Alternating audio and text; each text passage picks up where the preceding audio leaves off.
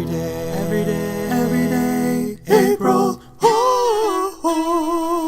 Hello. So today I'd like to talk to you about porn. Here's a little story for you. When I was about 12 years old, my parents approached me saying that they had found something on the computer that I had looked at when I was on the internet. And I bet you can guess what that was. I mean, maybe not everybody did this, but I was 12 years old and here was the internet with everything you could ever want to look at. And where do you think I went? At this point, I think it was probably a mix of like women with men, men with men, and just like men by themselves. Anyway, my parents were very, very concerned. They were extremely concerned. They sat me down. Of course, I was like crying because I'm like this sensitive 12-year-old kid. And they essentially told me in so many words just not to look at it. I mean, maybe I'm not remembering correctly, but that's the impression that I got, is that I shouldn't look at it anymore. And looking back on it, I don't know if I'm more surprised that they told me not to look at it, or if I'm more surprised that they actually expected me to listen to them. It's just not realistic. I have a lot of friends whose parents never approached them about their porn discovery or whatever, although a lot of them are sure that their parents knew about it. So I just wonder why mine did. I think it's possible that someone can become too fixated on porn and just watch it all the time and become like addicted, I guess. But most people don't, and I seriously doubt that a parent's involvement in their child's development in that way